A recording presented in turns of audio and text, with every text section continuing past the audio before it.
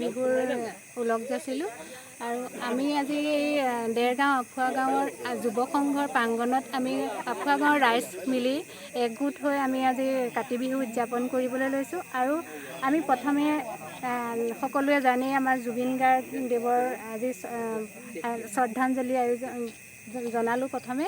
তাৰপিছত আমি তুলসী তলত চাকি জ্বলালোঁ। তাৰপিছতে আমি প্ৰসাদ খোৱা হ'ল আৰু দিহানাম পৰিৱেশন কৰা হ'ল। আমি এটাই অনুৰোধ চৰকাৰলৈ, যাতে আমাৰ জুবিন দাক আমি ন্যায় পাব লাগে। সেইটোৱে, ধন্যবাদ। কাতি বিহু জুবিন দাবিহীন প্ৰথমটো কাতি বিহু আমি বিহু উদযাপন কৰা নাই, আনুষ্ঠানিকভাৱে ৰক্ষা কৰিছোঁ। আৰু সমূহ দুবিগাঁৱৰ দৃশ্যবাসী ৰাইজে কাতি বিহু আমি পথাৰত আমি চাকি দিব লাগে। সেই চাকি আমি পথাৰত নিদি জুবিন দাৰ আলোকচিত্ৰৰ তলত সমগ্ৰ কাতি বিহু চাকি জ্বলাই জয় জুবিন দা লিখি তেখেতক আজি কাতি বিহু উৎসৰ্গা কৰিছোঁ। প্ৰথম কথা এইটো দুবিগাঁওবাসী ৰাইজ আৰু দৃশ্যবাসী ৰাইজৰ উদ্যোগত, ৰাস পৰিচালনা সমিতি আছে, ভিক্ষাৰী মন্দিৰৰ আমাৰ দুবিগাঁৱৰ পৰিচালনা সমিতি আছে, সকলোৰে উদ্যোগত। দ্বিতীয় কথা, জুবিন দা ভগৱান আছিল, হয়তো আমি চিনি পোৱা দেৰি হ'ল। যিহেতু আমি এতিয়া চিনি জুবিন দা ভগৱান আছিল, ভগৱানৰ হত্যাকাৰী বিচাৰ লাগিব। কোনে হত্যা কৰিলে, কিয় হত্যা কৰিলে, কেনেকৈ হত্যা কৰিলে, তিনিটা বস্তুৱেই এই জুবিন প্ৰেমী জুবিনৰ অনুৰাগীসকলে বিচাৰি আছে। আৰু আমি বিচাৰিছোঁ আজি আপুনি মৃত্যুৰ দিনাখন আমি দুবিগাঁৱত ৰাসৰ ৰিহাৰ্চল হৈ আছে, প্ৰত্যেকে জুবিন দাৰ প্ৰতি মাল্যপৰণত আমি বন্তি প্ৰদান কৰি আছোঁ, জুবিনক স্মৰণ কৰি আছোঁ। আজিও জাতি বৰ্ণ দল বন নিৰ্বিশেষে ডেকা ল'ৰাসকলে আহ্বানৰ প্ৰতি সংগতি জনাই আমি জুবিন দাৰ ফটোৰ তলত ৰৈ আছোঁ। আমি ঘৰলৈ যোৱা নাই, পথাৰত চাকি জ্বলোৱা নাই, কিন্তু জুবিন দাক আমাৰ ভাল পোৱা এজন আমি জুবিন প্ৰেমী হিচাপে আমাৰ স্থানীয় ৰাইজে এইখিনি কৰি আছে।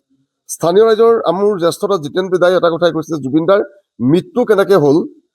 য়ট পাৰ্টিত ছিংগাপুৰত নি পেলাই এজন অসুখীয়া জুবিন দাক সাগৰত সাঁতোৰাবলৈ কিয় দিয়া হ'ল, আৰু সাঁতোৰাবলৈ থকা 15জন মানুহৰ আৱেষ্টনীত তেওঁ সাঁতুৰি কেনেকৈ মৃত্যু হ'ল, বা কিয় তেওঁ হত্যা কৰি, প্ৰশ্নৰ উত্তৰ লাগিব।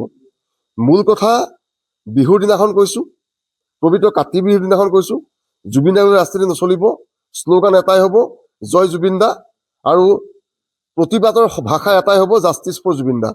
ইয়াৰ বাদে কোনো ৰাজনীতি নচলিব। যোনো যিমান ডাঙৰ লিডাৰ হওক, যোন যিমান শক্তিশালী অসমৰ মুখ্যমন্ত্ৰী হওক, শক্তিশালী অসমৰ ভাৰতবৰ্ষৰ কিবা হওক, আমাৰ দৰকাৰ নাই। আমাৰ ভগৱানৰ মৃত্যু হৈছে, ভাৰতবাসী অসমবাসী যে ন্যায় বিচাৰিছে। আৰু ভিক্ষাৰী মন্দিৰ, ঐতিহ্যমণ্ডিত দুবিগাঁৱৰ ভিক্ষাৰী মন্দিৰৰ পৰাও দিছৈপুৰীয়া দুবিগাঁওবাসী ব্ৰহ্মপুত্ৰবাসী ৰাইজে আমি জুবিন দাৰ মৃত্যুৰ ন্যায় বিচাৰিছোঁ। এই মৃত্যুৰ ন্যায় আজি চাৰ্জশ্বিট দাখিল কৰিব, পানী নসৰকাই চাৰ্জশ্বিট দাখিল কৰিব লাগিব। আজি চব এটা কথা মই ক'ব লাগিব, আজি শ্যামকানু মহন্ত, সিদ্ধাৰ্থ শৰ্মাহঁতক ইমান যে আৱেষ্টনী একদম আগে পিছে পুলিচ প্ৰশাসন দি জেললৈ নিছে। যোৱাকালি অমৃতপ্ৰভা মহন্ত আৰু শেখৰ গোস্বামীক ৰাষ্ট্ৰপতিক ইমান আমাৰ পুলিচ প্ৰশাসন নিদিয়ে নেকি, চিকিউৰিটি গাৰ্ড ইমান চিকিউৰিটি গাৰ্ড দি নিছে। শ্যামকানু মহন্তই দাঢ়িকেইডাল কাটিহে যাব পাৰিছে জেলৰ পৰা। ৰাজআতিথ্য দিছে বুলি ক'লে বেয়া পায়, কিন্তু যদি 15 দিন জেলত থকা মানুহ এজন, 14 দিন জেলত থকা মানুহ এজনৰ দাঢ়ি কাটিবৰ কাৰণে সুযোগটো কোনে দিলে, ছেভিং কেনেকৈ কৰি যাব পাৰিছে, ইমান ধুনীয়াকৈ গা পা ধুইছে, দাঢ়ি কাটি গৈছে, তেখেতে সত্ৰ আৰু মানে মন্দিৰলৈ গৈছে নেকি? হত্যাকাৰী তেওঁলোক, ভগৱান হত্যাকাৰী, সংস্কৃতিৰ বেপাৰী এইকেইটা। জুবিন দা খুৱাই সিদ্ধাৰ্থ তেজপিয়া, শ্যামকানু মহন্ত তেজপিয়া এটা, শেখৰ জ্যোতি গোস্বামী তেজপিয়া, অমৃতা মহন্ত তেজপিয়া, ক'ৰবাত তেজপিয়াক তেজপিয়াতে ৰাখিব লাগে। তেওঁক অপৰাধী বান্দাত খুৱাই থব লাগে, মোহৰ কামোৰ খুৱাই। ৰাজআতিথ্য দিছোঁ বুলি ক'লেও বেয়া পাব। এতিয়া আৰু এটাই থাকিবগৈ অসমত, এই যে হত্যা কৰে জুবিন দাক, অমৃতপ্ৰভা, শ্যামকানু, শেখৰ জ্যোতি, সিদ্ধাৰ্থ, সিহঁতে company Zubeen da justice for Zubeen da নক'লে হ'ল আৰু দেই। সিহঁতেহে ক'বলৈ বাকী আছে, আৰু সিহঁতে এইটো ক'লেতো শেষেই আৰু।